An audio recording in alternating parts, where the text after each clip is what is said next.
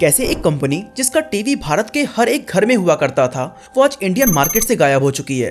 दोस्तों, साल 2021 में एक खबर आई थी कि भारत का iconic TV brand BPL Reliance के साथ पार्टनरशिप करके फिर से मार्केट में एंट्री लेने वाला है। ये वही बीपीएल है जिसने साल 1995 में अमिताभ बच्चन को अपने नए campaign believe in the best को प्रमोट करने के लिए 8 करोड़ रुपए दिए थे। एंड आपको जानकर हैरानी होगी कि ये डील अगर आज हुई होती तो इसकी कीमत करीब 50 करोड़ रुपए होती। लेकिन फिर ऐसा क्या हुआ कि इतनी बड़ी और फेमस कंपनी अचानक इंडियन मार्केट से गायब हो गई? आइए इसे डिटेल में समझने की कोशिश करते हैं। साल 1963 में जब टीपी गोपालन नाम्बियर ने इस कंपनी की शुरुआत की थी तब उन्होंने सोचा भी नहीं होगा कि एक दिन उन्हें रिलायंस का कंधा लेकर आगे बढ़ना पड़ेगा। दोस्तों, टीपी गोपालन यूनाइटेड किंगडम की एक इलेक्ट्रॉनिक कंपनी में काम किया करते थे। 1960 में उनका ट्रांसफर यूनाइटेड किंगडम से अमेरिका हो जाता है, जहां उन्हें नई जिम्मेदारियां दी जाती हैं। अब उनका काम अलग अलग देशों में जाकर वहां इलेक्ट्रॉनिक इक्विपमेंट से जुड़ी प्रोग्रेस और सप्लाई पर नजर रखना था। इसी दौरान वो कई बार भारत आए और उन्होंने नोटिस किया कि भारत में कोई भी कंपनी कंज्यूमर इलेक्ट्रॉनिक्स की मैन्युफैक्चरिंग पे फोकस नहीं कर रही है। एंड इसीलिए साल 1963 में उन्होंने बीपीएल यानी कि British physical laboratories private limited की शुरुआत की और केरला के पलक्कड़ में अपनी पहली मैन्युफैक्चरिंग यूनिट शुरू की।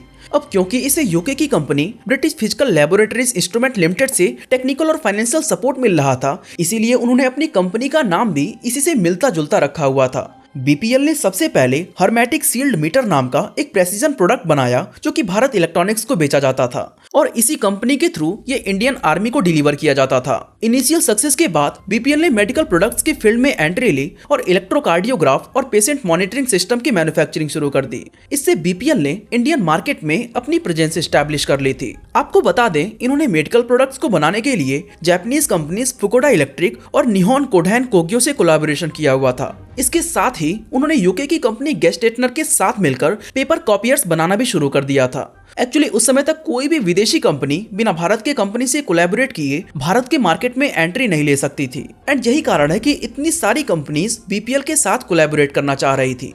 इसी सिलसिले में नाम आता है जापान की एक और कंपनी सैन्यो इलेक्ट्रिक का। साल 1982 में ये बीपीएल के साथ टेक्नोलॉजी ट्रांसफर एग्रीमेंट करती है, जिसके अनुसार सैन्यो बीपीएल को टेक्नोलॉजी प्रोवाइड करेगी और बीपीएल भारत में रहकर मैन्युफैक्चरिंग का पूरा काम संभालेगी। बीपीएल और सैन्यो की पार्टनरशिप कामयाब होती है और ये दोनों मिलकर कई प्रकार के इलेक्ट्रॉनिक प्रोडक्ट्स बनाते हैं। पर बीपीएल की जर्नी में सबसे मेजर टर्न तब आया जब साल 1982 में भारत एशियन गेम को होस्ट कर रहा था। अब क्योंकि पहली बार भारत में इतना बड़ा स्पोर्टिंग इवेंट हो रहा था तो लोग इसको देखने के लिए काफी एक्साइटेड थे। ऐसे में इंडियन मार्केट में कलर टेलीविजन की डिमांड बढ़ जाती है और बीपीएल इस अपॉर्चुनिटी को बिल्कुल भी मिस नहीं करती। उस समय तक भारत में कलर टेलीविजन कुछ ही कंपनीज बनाया करती थी, जिस वजह से बीपीएल बड़े ही आसानी से इंडियन मार्केट शेयर को कैप्चर कर लेता है। आने वाले सालों में बीपीएल और भी कई फील्ड्स में एंटर करता है और video cassette recorders, sound system, refrigerators, batteries, telephones और ऐसे कई सारे कंज्यूमर इलेक्ट्रॉनिक प्रोडक्ट्स बनाने लगता है। इस रैपिड एक्सपेंशन के बीच बीपीएल ने ये सोचा भी नहीं था कि गवर्नमेंट का एक फैसला आने वाले दिनों में उनके डाउनफॉल का कारण बनने वाला है, क्योंकि साल 1991 में इंडियन गवर्नमेंट ग्लोबलाइजेशन और लिबरलाइजेशन की पॉलिसीज लाती है, जिससे कि विदेशी कंपनीज का भारत में आना आसान हो गया। अब विदेशी कंपनीज बिना इंडियन कंपनी से कोलैब किए डायरेक्ट इंडियन मार्केट में कॉम्पीट कर सकती थी और अपनी मैन्युफैक्चरिंग यूनिट्स भी लगा सकती थी। पर बीपीएल कंपनी उस समय तक इतनी बड़ी बन चुकी थी कि शुरुआती दिनों में उन्हें इस फैसले से कोई खास फर्क नहीं पड़ा। लेकिन फिर साल 1995 में सैमसंग और 1997 में एलजी इंडियन मार्केट में एंटर करते हैं। ये दोनों ही साउथ कोरियन कंपनीज थी और टेक्नोलॉजी के मामले में काफी एडवांस थी। इन्होंने सबसे पहले कलर टेलीविजन मार्केट में एंट्री ली और ऐसी टीवी लाए जो बीपीएल के प्रोडक्ट से बेहतर और सस्ते थे। रेफ्रिजरेटर्स और दूसरे इलेक्ट्रॉनिक्स के मार्केट में भी इन दोनों कंपनीज ने बीपीएल को कड़ी टक्कर देना शुरू कर दिया था। लेकिन वो क्या कारण था कि बीपीएल भारत के लीडिंग कंज्यूमर इलेक्ट्रॉनिक्स कंपनी होते हुए भी सैमसंग और एलजी से टक्कर नहीं ले पा रही थी? दोस्तों, इसका सबसे मेजर रीजन था लैक ऑफ इनोवेशन। सैमसंग और एलजी के टीवीज एडवांस साउंड सिस्टम और बेटर पिक्चर क्वालिटी के साथ साथ उनके प्रोडक्ट्स स्लीक और मॉडर्न डिजाइन के थे। सैमसंग जब इंडियन मार्केट में अपना वॉशिंग मशीन लाया तो महिलाओं को साड़ी धोने के लिए उन्हें नया मोड इंट्रोड्यूस किया गया।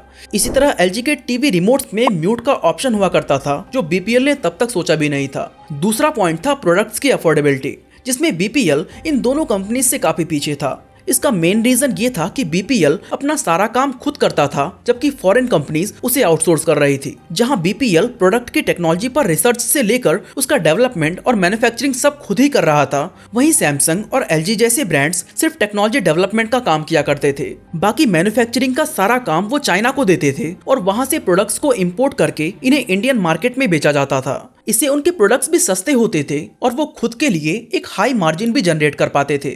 बीपीएल के पीछे छूटने का तीसरा रीजन था प्रोडक्ट क्वालिटी और लैक ऑफ ब्रांड ट्रस्ट। आमतौर पर हम ये मानते हैं कि सस्ती चीज थोड़ी इंफीरियर क्वालिटी की होती है और जल्दी टूट जाती है, लेकिन सैमसंग और एलजी के साथ ऐसा नहीं था। इनके प्रोडक्ट्स ज्यादा ड्यूरेबल और रिलायबल थे, जिनके टूटने या रिपेयरिंग की जरूरत भी कम पड़ती थी। इससे एक तरफ जहां सैमसंग और एलजी ने अपनी अच्छी ब्रांड इमेज बना ली थी, वहीं दूसरी ओर बीपीएल से कस्टमर्स का विश्वास उठने लगा था। हालांकि इस समय तक भी बीपीएल को इससे कुछ खास फर्क नहीं पड़ रहा था। 1990 में बीपीएल का रेवेन्यू 4300 करोड़ रुपए तक पहुंच चुका था, जो आज के हिसाब से करीब 16,000 करोड़ रुपए के बराबर है। यहाँ आपको बता दें कि बीपीएल के रेवेन्यू का मेजर पार्ट होम अप्लायंसेस और कंज्यूमर इलेक्ट्रॉनिक्स से आया करता था, पर बीपीएल ने अपने मेन बिजनेस पर ध्यान न देते हुए रैपिड एक्सपेंशन पर फोकस किया। साल 1994 में उन्होंने बीपीएल कम्युनिकेशंस की शुरुआत की और इस तरह वो टेलीकम्युनिकेशन के फील्ड में भी एंटर कर गए।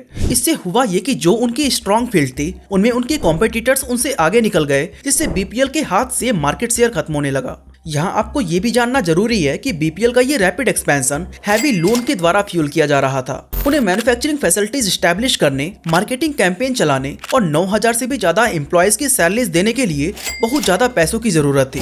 इससे आने वाले सालों में कंपनी के प्रॉफिट्स का मेजर हिस्सा डेट के इंटरेस्ट में ही चला जाता था। साथ साथ 1990 में इंडियन रुपीस की वैल्यू तेजी से गिर रही थी, जिससे बीपीएल के लिए डेट को चुकाना और भी कठिन हो गया था। अब बीपीएल के पास नई टेक्नोलॉजीज और इनोवेशंस में पैसा लगाना कठिन हो गया और अल्टीमेटली वो मार्केट में कॉम्पीट नहीं कर पाए।